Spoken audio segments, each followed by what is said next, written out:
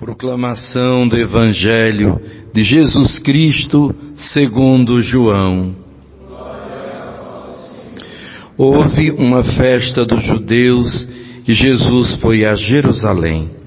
Existe em Jerusalém, perto da Porta das Ovelhas, uma piscina com 5 pórticos, chamado Betesda em hebraico. Muitos doentes ficavam ali deitados, cegos, coxos e paralíticos. De fato, um anjo descia de vez em quando e movimentava a água da piscina, e o primeiro doente que aí entrasse, depois de borbulhar da água, ficava curado de qualquer doença que tivesse. Aí se encontrava um homem que estava doente havia 38 anos. Jesus viu o homem deitado e, sabendo que estava doente há tanto tempo, disse-lhe: "Queres ficar curado?" O doente respondeu: "Senhor, não tenho ninguém que me leve à piscina quando a água é agitada. Quando estou chegando, outro entra na minha frente." Jesus disse: "Levanta-te, pega a tua cama e anda." No mesmo instante o homem ficou curado, pegou a sua cama e começou a andar. Ora, esse era um dia de sábado, por isso os judeus disseram ao homem que tinha sido curado: "É sábado, não é te permitido carregar a tua cama." Ele respondeu-lhes: "Aquele que me curou disse: pega a tua cama e anda." Então lhe perguntaram: "Quem é que te disse: pega a tua cama e anda?" O homem que tinha sido curado não sabia quem fora, pois Jesus se tinha afastado da multidão que se encontrava naquele lugar. Mais tarde, Jesus encontrou o homem no templo e lhe disse: "Eis que estás curado, não voltes a pecar, para que não te aconteça coisa pior." Então o homem saiu e contou aos judeus que tinha sido Jesus quem o havia curado. Por isso os judeus começaram a perseguir Jesus, porque fazia tais coisas em dia de sábado. Palavra da salvação. Que as palavras do Santo Evangelho perdoem os nossos pecados. Meus queridos irmãos, minhas amadas irmãs, tudo que Jesus faz é com um propósito. Tudo que a palavra de Deus nos ensina, nos transmite, tem um propósito de Deus, não é aleatório. Hoje nós vimos a cura de um homem paralítico que há 38 anos esperava a sua cura. E quando curado, no lugar dele se converter, de receber a cura espiritual, que é a mais importante, ele denuncia Jesus às autoridades.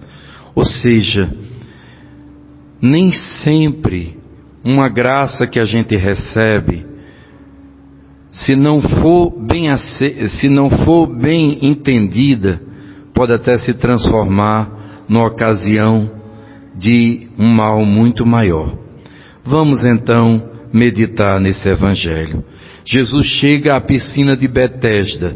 Ainda hoje, ali junto à igreja de Santana, quem já foi em Jerusalém vai se recordar, tem os pórticos da piscina de Betesda, uma grande piscina, e ali naquela grande piscina existe uma tradição que de tempos em tempos um anjo do Senhor vinha e borbulhavam aquelas águas e elas ficavam curativas. O primeiro doente que entrasse ficava curado.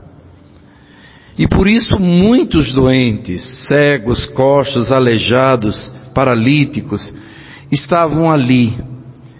Jesus chega. Jesus é a fonte de água viva que deu vida à samaritana, como nós vimos, e a todos aqueles samaritanos. Jesus é aquele que vem para que todos nós tenhamos vida e vida em abundância. Ele viu tantas pessoas sofridas ali, mas ele escolheu talvez o mais necessitado, aquele que há mais tempo aguardava a cura. Mas ele no fundo não aguardava a sua cura. E aqui a gente tem que entender que o coração humano, meus irmãos, é falso como ninguém. Por isso que a pessoa diz, eu estou seguindo o meu coração. Com certeza ela vai se dar mal. Você segue o coração te engana. A gente se apaixona por uma pessoa que às vezes vai ser a pessoa que vai trazer mais desgraça, desculpe o termo, para a nossa vida.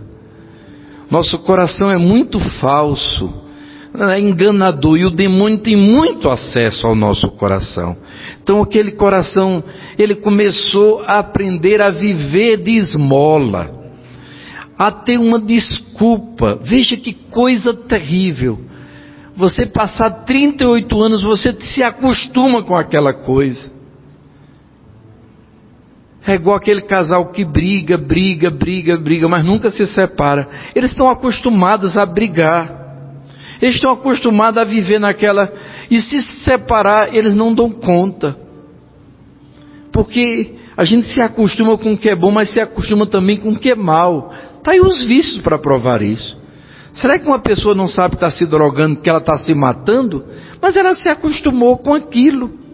Se viciou naquilo. E às vezes acha que sem aquilo ela não consegue mais viver. Assim também é uma paixão. Assim também é um apego. Assim também pode ser tantas coisas em nossa existência. Mas Jesus, Ele sempre quer nos tirar desses buracos que a gente cava e termina se enterrando dentro deles. Jesus é a misericórdia do Pai. Então Ele escolheu aquele homem porque sabia que aquele não tinha só um problema nessa terra, ele podia se perder eternamente. E Jesus está preocupado, sim, com a nossa felicidade, com o nosso bem-estar aqui nessa terra, mas muito mais com a nossa felicidade eterna.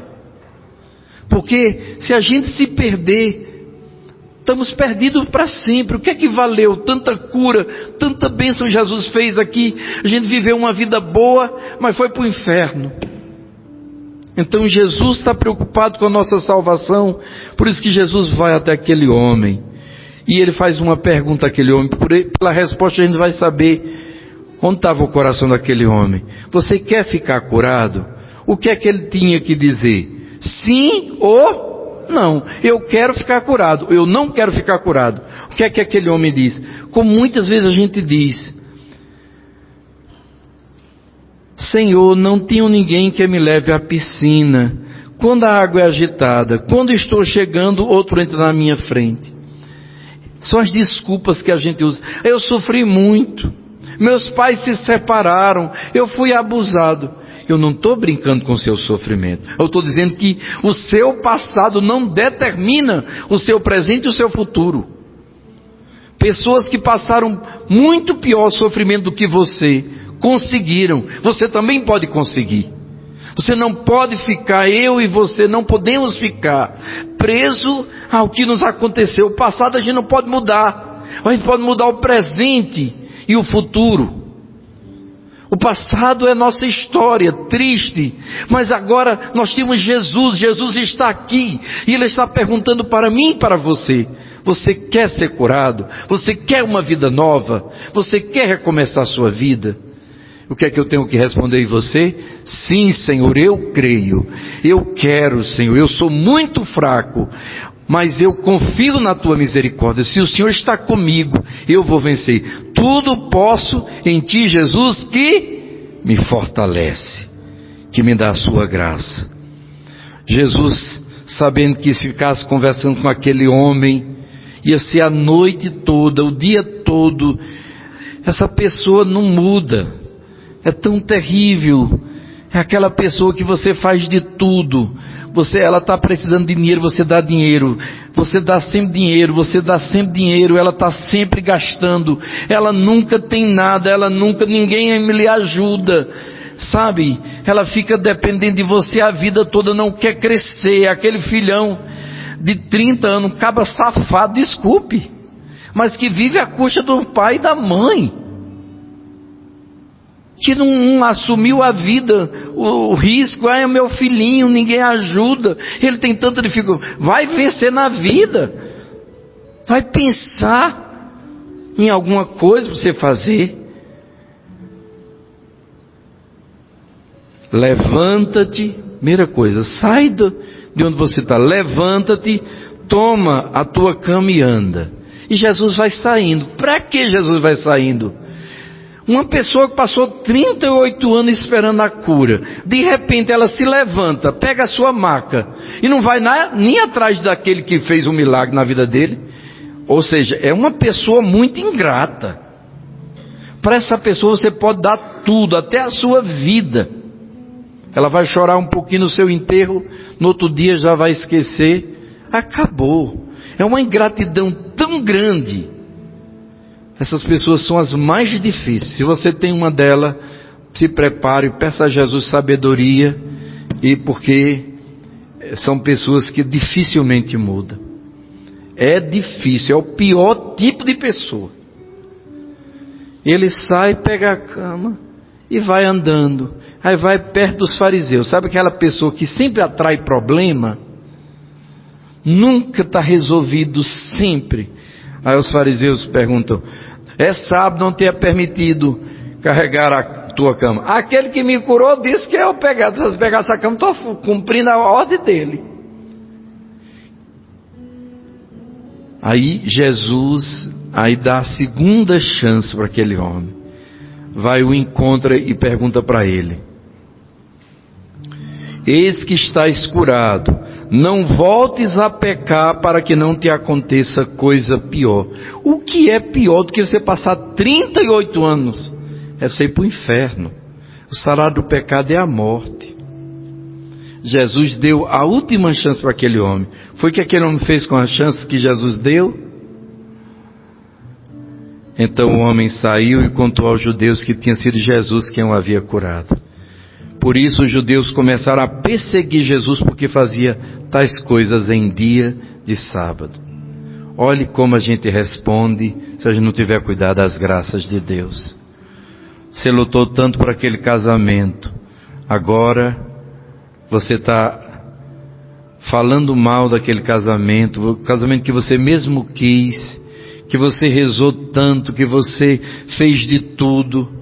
Agora você está culpando Deus, seus pais, todo mundo pelo seu casamento que chegou ao final ou que vai para a justiça, e você ainda acha que você não tem culpa, que a culpa é dos outros, é de Deus. Que tristeza, que tristeza. Continuar no pecado, continuar culpando os outros, nunca ter a própria responsabilidade, nunca perceber, eu que tenho que mudar, meu casamento não deu certo também porque meu temperamento é muito duro. Sim, o marido, a mulher tem os seus defeitos, é gastador, é isso, mas fui eu que quis, eu sabia, ou pelo menos eu desconfiava, mas eu quis, eu quis correr o risco. Eu abri mão de tudo por causa disso. Eu também colaborei. Eu não agi certo, eu não agi conforme o plano de Deus. Não, os outros são culpados e a pessoa continua sem assumir os seus erros, continua no caminho da perdição. Não façamos isso, meus irmãos. Mas na primeira leitura nós ouvimos como nós devemos procurar a Deus. O profeta, que está vivendo um tempo muito difícil com o seu povo no exílio, ele tem uma visão tão maravilhosa de Jesus, de Deus misericordioso.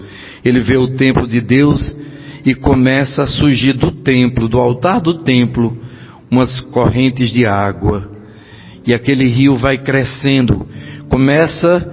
Ele pode caminhar, chega até os tornozelos, depois chega até os joelhos, depois chega à cintura, depois se torna um rio tão caudaloso. E onde aquele rio chega a vida para as plantas, para os animais. Esse rio é o Espírito Santo de Deus. Procuremos o Espírito Santo. peçamos, Ele vai começando pelo nosso caminhar, pelos nossos caminhos, pelos nossos passos. Quando Ele inunda os nossos passos, a gente muda de direção, volta para o caminho de Deus. Ele nos leva aos joelhos, à adoração, nos prostramos, procuramos a Jesus Eucaristia, nos confessamos de joelhos ali diante do sacerdote, mudamos o rumo da nossa vida. Depois Ele chega a essa área da cintura, que é a área mais perigosa, que aqui tem a barriga, tem os órgãos sexuais e tem o bolso. As coisas materiais e a sexualidade são os vícios que podem nos atrapalhar. Ele vai mudando todo o nosso viver, todos os nossos comportamentos, até que Ele chega ao nosso coração, à nossa mente, a gente mergulha e a gente se torna outra pessoa. É isso que Jesus quer transformar-nos, devagarzinho, começar dos nossos caminhos, da nossa vida interior, da nossa vida moral, da nossa vida espiritual, até que a gente possa dizer: já não sou eu quem vivo, é o Espírito Santo de Deus, é Cristo, através do seu Espírito que vive, que age em mim, que governa a minha vida. Sejamos como essa primeira leitura, não como esse homem do Evangelho. A misericórdia de Deus é eterna, vai atrás de nós, mas depende da nossa resposta. Que nossa resposta seja essa: enche-me de ti, Senhor, eu preciso de ti.